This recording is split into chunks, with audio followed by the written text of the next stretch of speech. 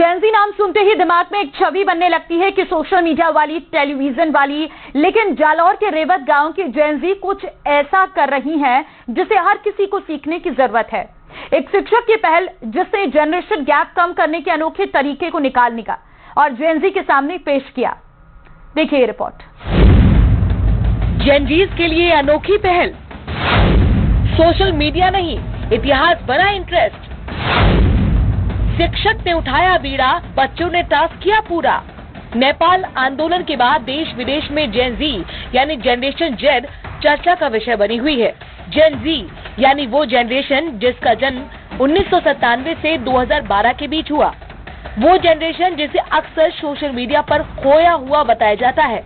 लेकिन जालौर के रेवत गांव में जेनजी के बच्चे मोबाइल या टीवी नहीं बल्कि अपने दादा दादी और नाना नानी और गांव के बुजुर्गों के पास बैठकर इतिहास सीखते हैं। ये बच्चे बुजुर्गों से गांव की कहानियां, किस्से और ऐतिहासिक तथ्य सुनते हैं और उन्हें डायरी में लिखते हैं, ऑडियो वीडियो में रिकॉर्ड करते हैं। पुरानी कृषि व्यवस्था क्या थी, यातायात कैसा था, उन सब के बारे में बच्चों को प्रोजेक्ट पर दिया गया जिसके उनको नंबर मिलेंगे। तो क्योंकि नंबर का विषय था इसलिए बच्चे तो जुड़े भी, उनका एक प्रकार के असाइनमेंट हो गया कि आपको ये करके लेकर आना है और यह सामान्य अवकाश अवधि में करना है। और बुजुर्गों को ये लाभ मिला कि बुजुर्गों का बहुत सारा अनुभव का भंडार होता है। इस अनोखी पहल की शुरुआत की है गांव के स्कूल में पढ़ाने वाले शिक्षक संदीप जोशी ने। पिछले 8 सालों से वो 11वीं और 12वीं के बच्चों को गर्मी और दिवाली की छुट्टियों में इतिहास लिखने का अनोखा होमवर्क देते हैं, जिसमें वे अपने गाँव, जिले और क्षेत्र का इतिहास बुजुर्गों से जानकर लिखते हैं। इस प्रयोग की वजह से जहां जनरेशन गैप कम हुआ और छुट्टियों के बाद भी बुजुर्ग और छात्र एक दूसरे से भावनात्मक रूप से जुड़ने लगे। जनरली हम लोग कक्षा 11 और 12 को एक काम देते हैं प्रोजेक्ट के लिए। तो यदि एक वर्ष में एवरेज हमारे 40-50 बच्चे पढ़ते हैं क्लास के अंदर, 8 सालों में लगभग 350 बच्चों ने अपने परिवार में बुजुर्गों के पास बैठ के न केवल गांव के इतिहास की चर्चा की बल्कि अपने परिवार का वंश वृक्ष, जो फैमिली ट्री बोलते हैं, वो भी तैयार किया।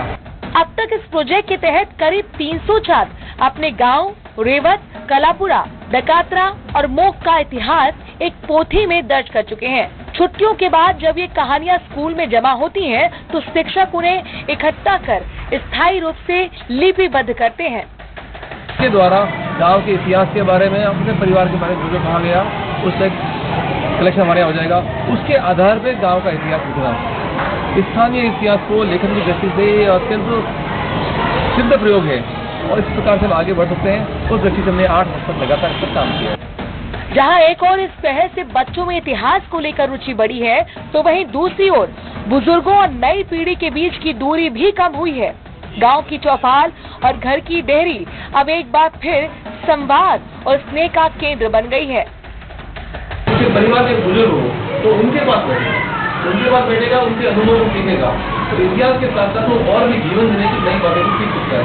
इसको लेकर मैं अभ्यास चालू किया और 8 वर्षों में लगातार एक अच्छा डाटा कैसे हुआ हमारे पास। गाँव के लगभग 300 परिवारों के मुखिया जो बातें होती है गाँव के बारे में, वो हमें एक कॉन्सेप्ट। वहीं इस मुहिम को लेकर प्रिंसिपल ने बताया कि स्कूल के बच्चे अब सिर्फ राज्य और देश के इतिहास ही नहीं बल्कि अपने गांव, जिले और क्षेत्र के इतिहास से भी रूबरू हो रहे हैं।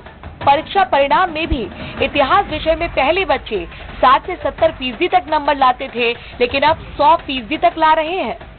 विद्यार्थियों को बताएगा आप अपने अवकाश के समय में अपने माता पिता, अपने जो परिवार के बुजुर्ग सदस्य हैं, उनसे बात करें और उनके ज्ञान को अपनी पोथी में सम्मिलित करें और उन सब ज्ञान को अलग अलग पोथियों में सम्मिलित किया। उसके कारण बालकों में इस विषय के प्रति रुचि भी जागृत हुई। मैं आपको बताना चाहूँगा, जहाँ 2017-18 में इतिहास विषय का परीक्षा पूर्ण 60-70% रहता था, इस वर्ष और पिछले वर्ष में हमारे इस विषय में परिणाम 60% रहा है और विद्यार्थियों ने 100 में से 100 अंक भी प्राप्त किए हैं। तो रेवत गांव का ये एक ऐसा नवाचार है जो हमें सिखाता है कि तकनीक के इस दौर में भी रिश्तों और ज्ञान को बचाया जा सकता है। आज जहां मोबाइल से बच्चे ऊपर नहीं उठ पाते हैं, वहीं आज बुजुर्गों के पास में बैठ करके किस्से, कहानियां और इतिहास सुनने का जो ये एक भाव जो है बच्चों में पैदा किया, वो निश्चित ही लाभकारी होगा। न्यूज़ 18 के लिए रेवाशंकर, जालौर। और वक्त एक छोटे से ब्रेक का है। ब्रेक के इस पार भी खबरों का